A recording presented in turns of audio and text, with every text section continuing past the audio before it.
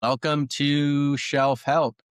Today we're speaking with Elan Halpern, co-founder of Sourmilk, NYC-based functional and Greek yogurt brand that's been making a lot of waves as of late. Before jumping into the CPG world, Elan was a Stanford CS grad. I spent a lot of time at Facebook, Instagram, and Silicon Valley. Her and her co-founder, Kiki, I think they've sold close to 10,000 units of yogurt originally on bikes across New York City. Excited to dive into this stuff. But yeah, Elan, just for first off, just for kind of the listeners that aren't all that familiar with sour milk, love to just kind of get quick lay of the land just in terms of kind of the origin story and the why behind the brand and what the kind of core product lineup looks like. And then we'll go from there.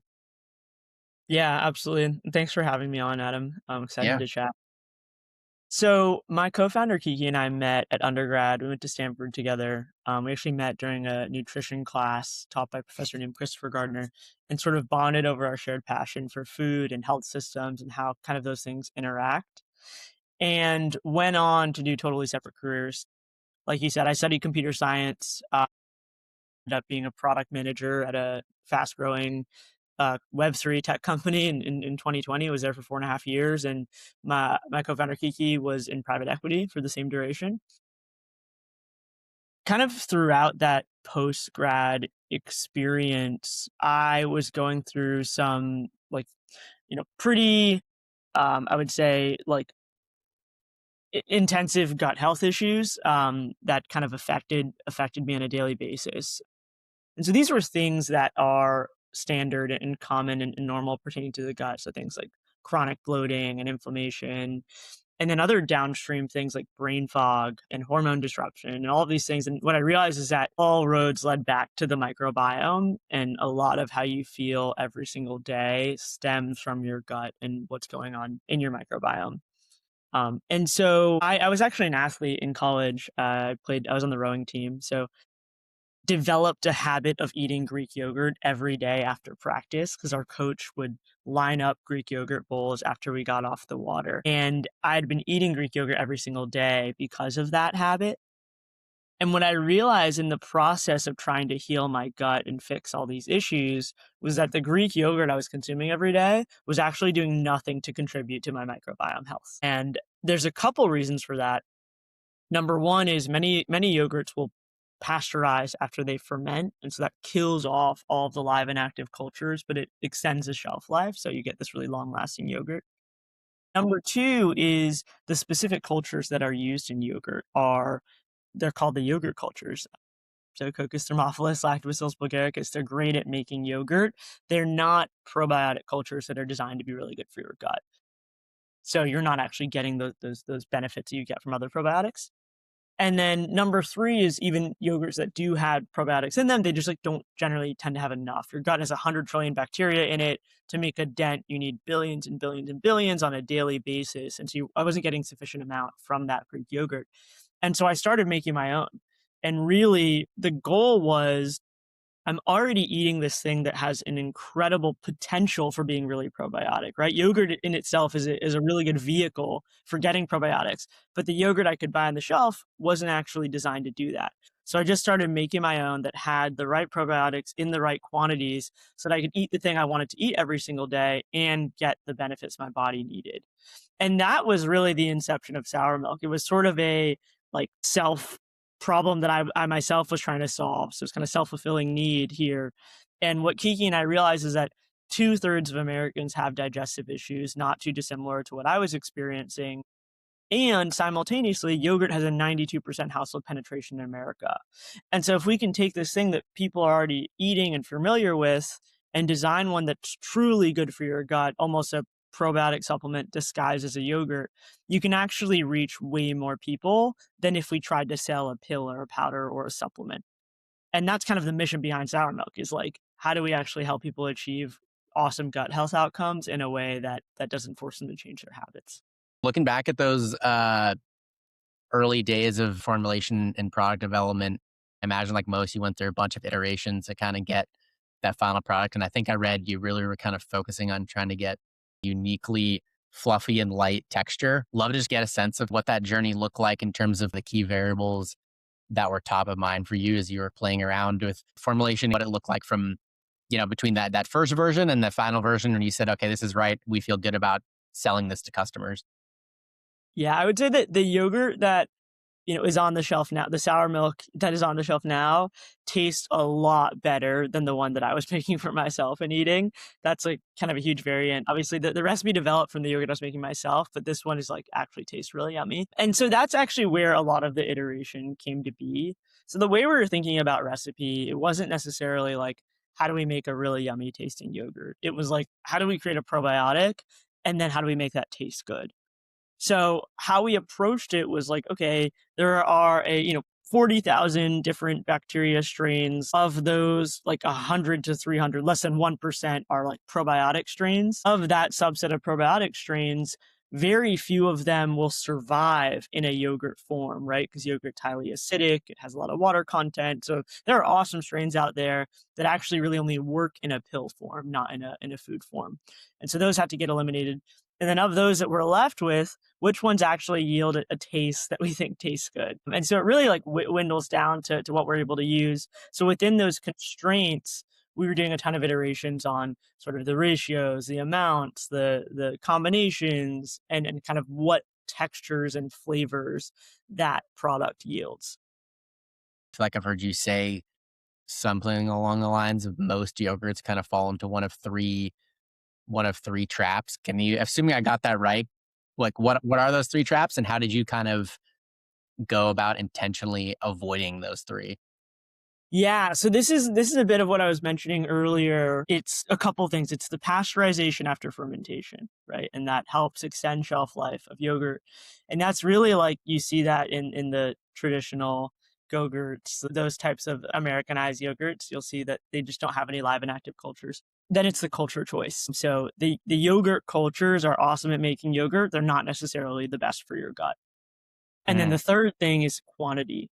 Creating a really high probiotic requires longer time, longer fermentation durations. It requires more expensive cultures than the typical yogurt ones. And so it's not, the yogurt companies today are optimizing for how do we create as much yogurt as quickly as possible. We want to optimize for like super high quality. And that just yields to slightly less efficient production lines and higher cost of goods and all of these things that help us make an awesome product that makes you feel good and has all these benefits, but maybe is less like optimized on the cost effective side that some of the larger yogurt brands care about. In terms of manufacturing, finding co-packers or whatnot, was it hard to find ones that kind of align with your vision? Totally. I mean, the hardest part about finding a co-packer in our industry is that it's so old fashioned. So nothing's online. Like I come from tech where if there is a problem you're trying to solve, you open up Google. I mean, now ChatGPT, but you open up Google, you punch in that problem, and there's like 10 software solutions for finding that problem, very well Yeah. SEO'd, very clearly broken down. Like it's so easy to find solutions to problems. If you're at like, you can try looking up like dairy co-packer, like you are not going to find it. Like these things are not on the internet.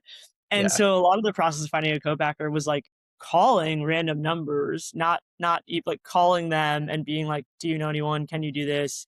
And they're like, no, but try so and so. And they're like, no, but try so and so. And it just kind of was a domino effect until we found someone that could do what we wanted to do. In terms of like the actual process, lucky for us, a lot of the yogurt like if you're making a plain yogurt, a clean plain yogurt, there should be two ingredients. It's whatever milk you're using. In our case, it's organic grass-fed milk. And then the cultures that you're using, the culture combination.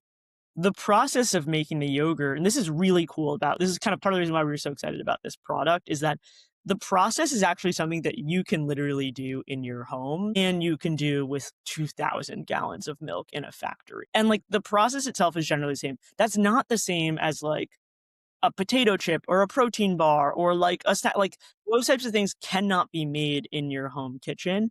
I think there's something really cool in going back to roots of like, packaging a product and making it really easy and accessible.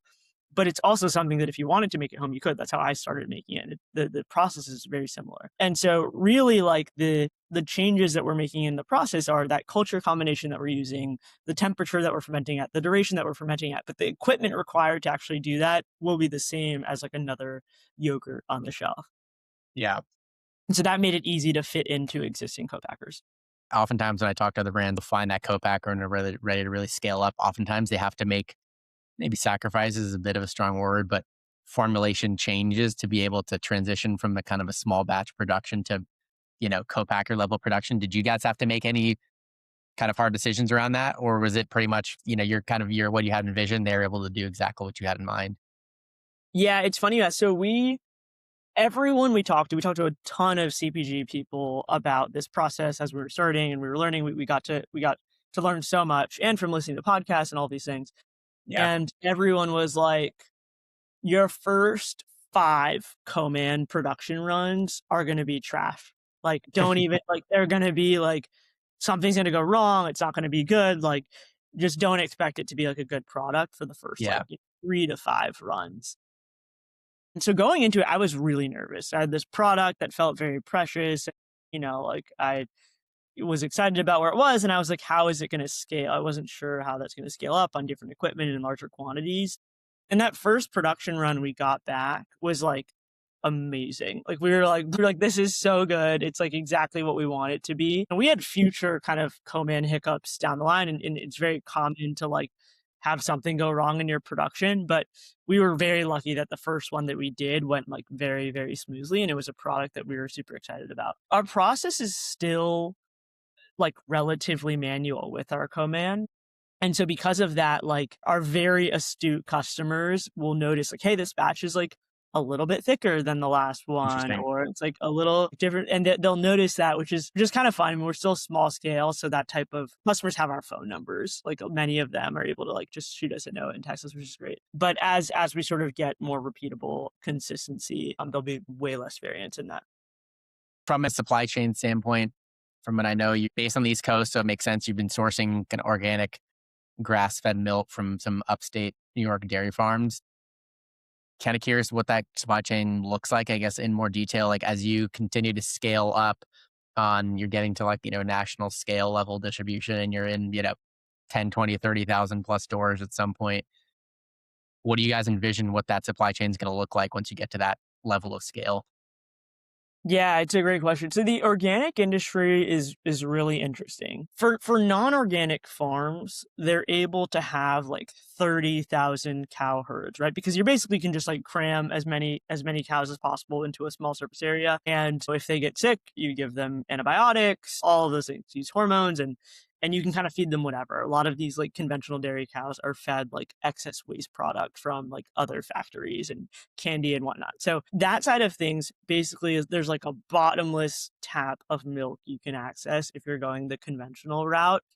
That said, there are some not like non-organic conventional farms that do an incredible job. They're by all standards, it's like amazing milk. It's just there's no guaranteed consistency unless you know your farm and know your farmer. So I think there's ways to source really high quality conventional dairy, but a lot of it is coming from these sort of like CAFO farms. The organic side of things, the kind of rules and requirements around organic make it much more conducive to having a large amount of tiny farms rather than a small amount of large farms like it is with conventional. And there's a couple of reasons for that. One, like the food is more expensive. You can't use any pesticides, and the food has to be all organic that they're getting fed.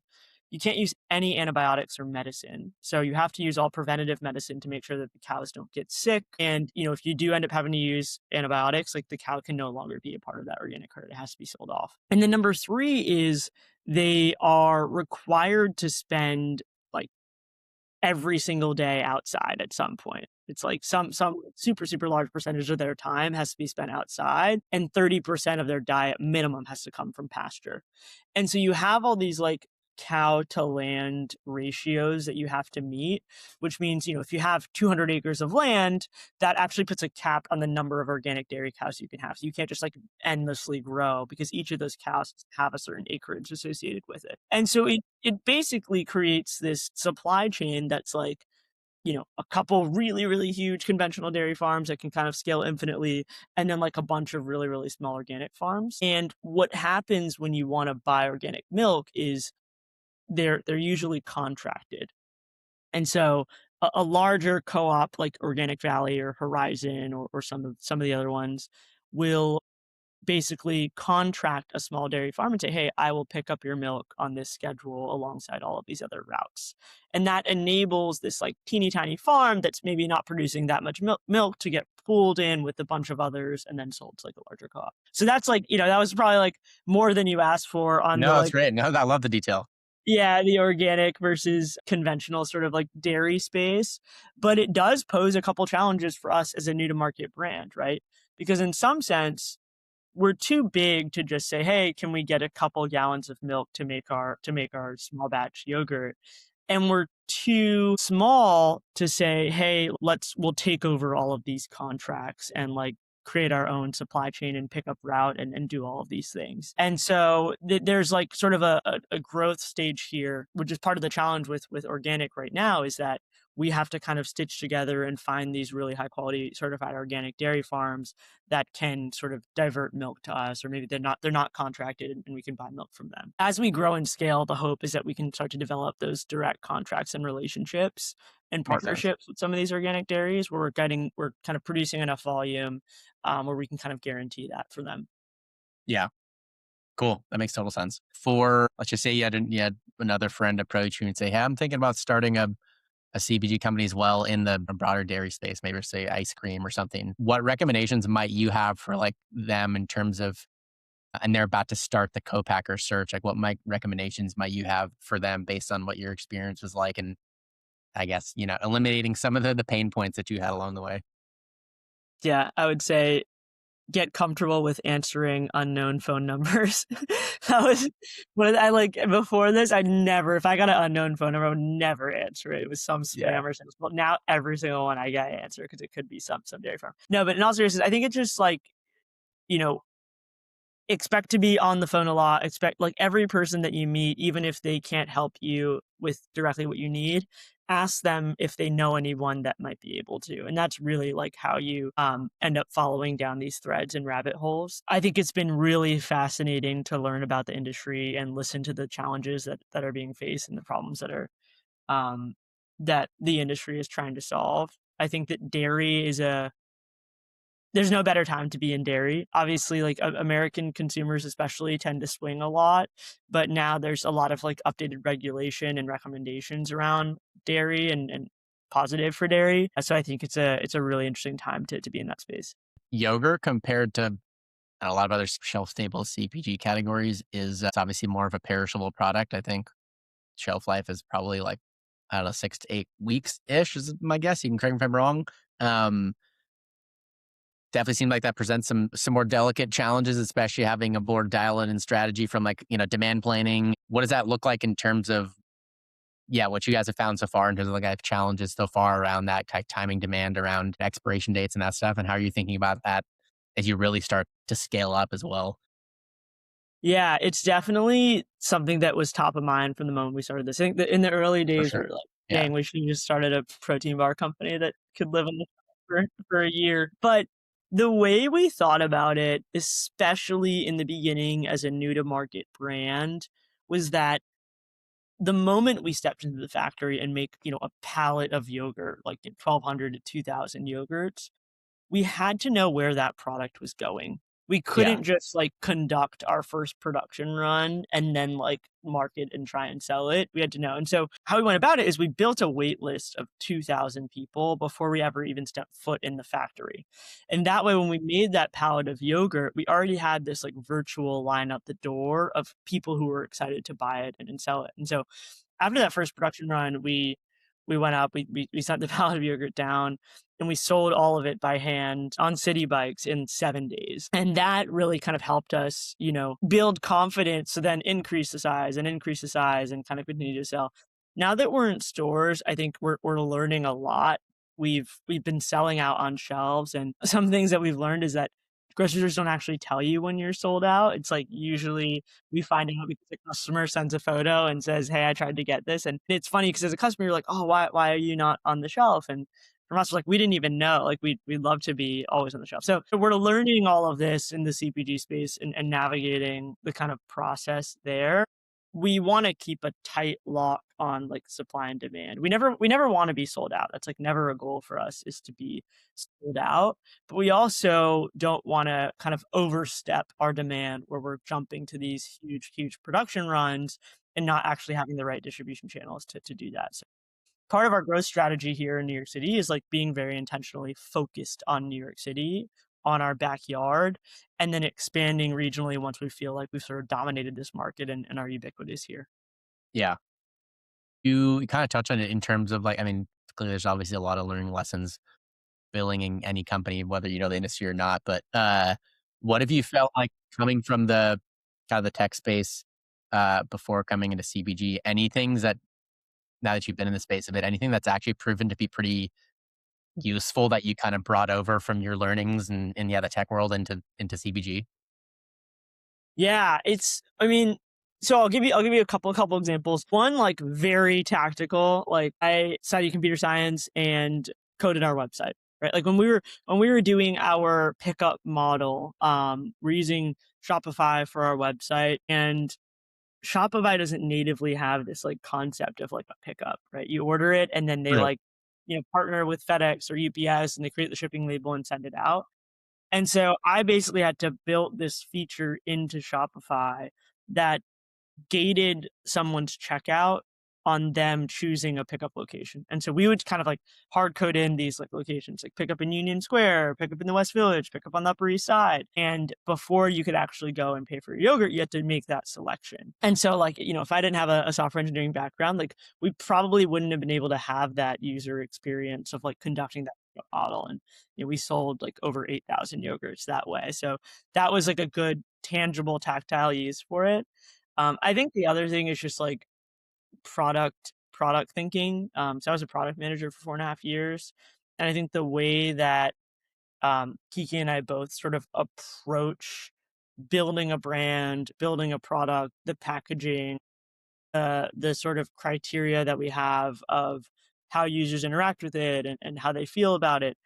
All of those things I think are very like startup and tech forward, and maybe less so like traditional consumer. And a lot of that sort of non-consumer thinking. Like, I think put it this way, like if we had had consumer experience, I don't think we would have done any of the things that we did. Like some of the things that we're doing are like so wildly unscalable and pretty untraditional. And I think had we had a background in consumer before and knew the way to do things, we probably wouldn't have done it the way we're doing it.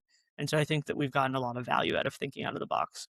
I think you originally launched as, I'm not sure you pronounce it, Beny, Beny, and then you guys got some cease and desist or something from some energy drink company, assuming I got that right. And then you had to like obviously force you to rebrand. Yeah. Walk me through that process a little bit because I think you're not the only one that's experienced this and like how you kind of turn it into an opportunity. Yeah, that was a tough moment for us. We had been, our previous name was Beny, and we had that name, for like 5 months or so. So in the grand scheme of a company, that's so little, but for us, it was like the only 5 months we Yeah, of had course. Right. as that brand, and we had built up some brand equity online, thousands of followers and subscribers, and people kind of, we had merch and all of those things. And so when we got that cease and desist, we were like, we're felt like the floor was falling from underneath us. And we basically had to decide a couple things. One was, do we just like take this to legal and like spend, thousands of dollars just like fighting this in a legal battle? Or do we basically like cut our losses and just like go through the name change now? And avoid when we got this letter, we were like days away from ordering 100,000 units of packaging, right, with our names on. At least So it it got was like, yeah, it was a lot. So we basically had to decide, like, do we ignore it and just say whatever, we think that we'll win on this discussion and just keep going, or basically put a pause on everything and figure out a good solution here. And I think we obviously chose to just decide to do a name pivot, and that was probably one of the best decisions we've made. So we went through this like 2-week sprint of like, internally brainstorming and then also externally, like everything is content for us. So the moment we got this, we like posted and we were like, hey, we have to change our name. Like, anyone have ideas? And just kind of pooled, got over 500 submissions from our customers about different naming ideas, which was really helpful. And we ended up choosing Sour Milk. And there were a couple of reasons for this. I think it came down to some criteria that we had around naming. At first, we were just trying to find another version of our old name. But then what we realized is that a name change is actually a huge opportunity. Like, the name of a CPG or any consumer company is like a huge, huge aspect of their memorability, of their recognition, and all these things. And so we decided to take the name in a different direction. And the criteria that we wanted were, number one, the name should be easy to pronounce. I think there's so many yogurts on the shelf where people just don't know how to pronounce the name of their yogurt. It's like, So true. Phage or Faye and Chobani and Sig or Siggy. Like, just all of them are just like so hard to pronounce. We're like, it needs to be easy to pronounce. Number two is it had to be memorable. And that, I think, is super, super important. So many brand names are very forgettable. And so to take up space and actually have a name that sticks is very, very high value. And then number three is we wanted it to tell you something about what the product was. We really admired and liked, the liquid IV, the, vitamin waters, like these types of brands that you read it and you're like, oh, okay, I kind of get what it is. It's not just like out of left field. And Sour Milk really checked all of those boxes. Super memorable, easy to pronounce, and helps you understand what the product is. Yeah, totally. That's a great name. I think blessing in disguise having to change it to that. 100%, 100%. From a visual identity and kind of packaging design standpoint, you kind of mentioned those names, like definitely competing in a category with some pretty big giants, Chobani and Siggy's and whatnot. What were the key variables that were top of mind for you in terms of building out the brand identity packaging? So you really focusing on really being able to stand out on the shelf against some of these legacy players? Yeah, we knew that the yogurt aisle was a sea of white, which actually made our our sort of criteria pretty easy. Yeah, We did not want to have white packaging. That was sort of like the baseline thing, was that if we're going to stand out on the shelf, it's a sea of white. We need to have some sort of bright color that really like sticks out. And so we ended up going with this like royal blue, sort of our like signature bright blue. Part of the other reason for that is that we knew that when we were launching, we were going to launch with one SKU. I know you probably, Adam, know this, but we got a ton of advice being like, you need to launch with at least 4 SKUs because you're not going to take up any shelf space and no one's sure. going to see the product. And so we had sort of like a double header challenge of like, okay, we need to stand out in a sea of white. And we're only launching with one SKU. So it like really needs to stand out because it'll easily get lost. Most of the yogurt brands you'll see on the shelf have like 4 to even like 10 different SKUs. And so they're taking up Totally. a ton of shelf space. Yeah. And so we went with this like bright blue packaging. And I think that plus our name being Sour Milk really helps us like catch people's attention and grab their eye. The other reason why we didn't necessarily want to launch with SKUs is because we felt like we knew who our sort of target demographic was, and we knew that demographic buys a plain yogurt. Like, most of the people who are maybe a little bit more health conscious and are looking for sort of a clean label yogurt, they're buying plain and then they're adding their own fruit and they're adding their own honey and they're adding their own granola on it at home and sort of building their own yogurt bowls, or maybe they're using it for savory yogurt. And so that meant like if we as a new brand wanted to stay focused and speak to our target consumer, the only thing that matters was launching the product that they're looking for, which is a plain Yeah, yogurt. totally. I think that launching flavors, which we will do, we're actually in R&D for flavors right now, helps us expand our market and kind of attract different people that are looking for a flavored yogurt. Yeah. It seems like from what I've read, you've kind of positioned Sour Milk kind of like, your favorite Greek yogurt disguised as a probiotic supplement. Assuming I got that right, like how do you guys think about kind of straddling the food versus supplement category, if that is kind of the goal? Yeah, when we were first thinking about the brand and brand identity, we had these sort of like two diverging paths that we could go on. One was this like very serious, very scientific, kind of almost sterile health background. I think there's companies that do as well, like Zbiotics, Seed, AG1. Like these are very like this is clinically studied. Here are health and outcomes. And then the other was just like the opposite. It was just like super playful, super fun, just like be a fun consumer brand. And ultimately, what we realized, even though we sort of straddle both, was that we'll be able to reach more people if we're just like a really fun, awesome consumer brand than if we're like a very health focused product. And so we took a strategic decision to, go for this more playful energy and really make it a yogurt that you want to eat every single day. And it just so happens to also serve as your probiotic, as opposed to something you're feeling like obligated to eat every day because it's your probiotic. I don't want to say this the wrong way, but I feel like you've called it the drug dealer model, where in terms of what you talked about, delivering yogurt on Citibikes and like brown bags before you guys entered retail. Would you recommend this model thinking back now? What do you feel like have been the big pros and cons? Yeah, 100%. I think if it's possible for you to do and execute, it was incredibly beneficial for us. And we did call it the drug deal model. And so just to run people through what that actually looked like. So Sure. Yeah. customers would come to our website and they would choose a location to actually pick up their yogurts. They would say, I want to buy 5 yogurts. I'm going to pick up in the West Village on Tuesday, 5 to 6 p.m. And so when they go and they place that order, we then fire over a calendar invite to their email that has that location and hold and date and time and their order details. Then, when it comes to 5 p.m. on a Tuesday, you'll see either me or Kiki or both of us sitting with our blue sour milk backpacks.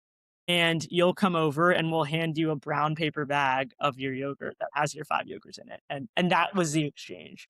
And so That's you're awesome. really like coming to a street corner to buy your like brown bag of yogurt, which is kind of insane.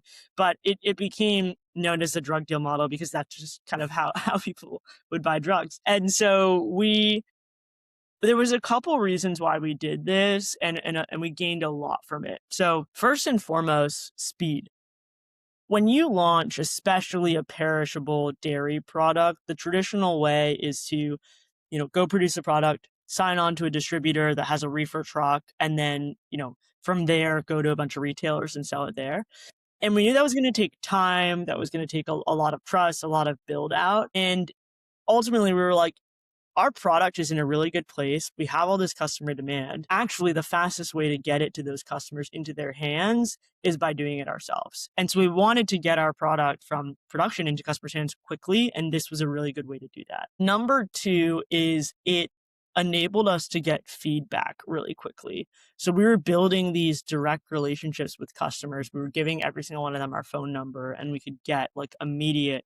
That's when we learned people really love the texture of our yogurt because they would say like the texture is amazing. I haven't had any other yogurt like this, or I love the flavor, or I'm now more regular by eating this yogurt every day. I'm having better bowel movements. Like all of that we got from having that direct relationship. And if we had sold through stores, we wouldn't actually have that direct relationship with them. Totally.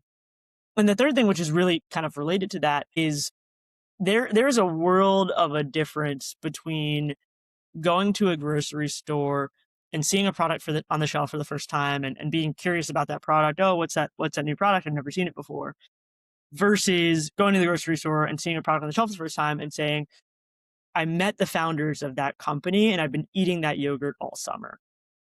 And we've now had this direct face-to-face relationship with every single one of our customers who bought our yogurt this summer, so that the moment we're in grocery stores, they are just as excited as we are because they felt like they're a part of this journey. They know us. They'd been eating the yogurt. They developed this habit of consuming it.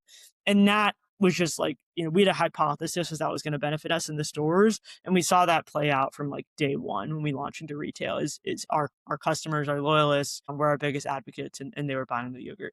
I imagine sitting on a, whatever street corner or whatever with a bright, blue bag and you're handing people yogurts and bags. I imagine you had at least a good number of people that you just saw that actual transaction happening and like learned about it that way. And then maybe came up to you and said, Yeah. what is, or, eventually then saw the bag and then like Googled it themselves or something.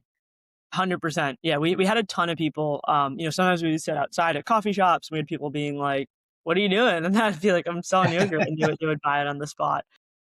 It was definitely like a bit. We had people like meet at these drops because, we'd have like sometimes up to like 20 people coming to pick up yogurt from us in a given drop. And so there'd be all these overlaps. And I remember there was one time where, and we chat with everyone, right? Like you're coming to meet us. So we stay there and chat with everyone. We were talking to someone who just started a company and was looking for an engineer and all these things. And then, our next customer comes and he was like, "Oh, I'm an engineer and I just left my company. Like we should chat." And like they met and chatted. And I don't actually know if they're working together, but that would be awesome. That's So it awesome. just kind of became this like kind of community space, and everyone had this shared interest in what we were building. And so people got to meet each other. Fast forwarding a little bit, started getting into retail. Has it proven in those first retail conversations, having those, 1,000 plus really loyal customers, you could some level of that data showing repeat orders, that kind of stuff. Did that really help you get on the shelf for that, first retailer or two? Definitely. It helped a ton. And I think beyond that, we had all of our customers like zip coded. So, we just recently launched with Butterfield Market on the Upper East Side, and we didn't really have store on the Upper East Side to kind of capture that market. And we told them, look, we have hundreds of customers in this zip code who have been asking for us to stock here. We'd love to work with you guys on it. And that's really, really helpful in these retail conversations.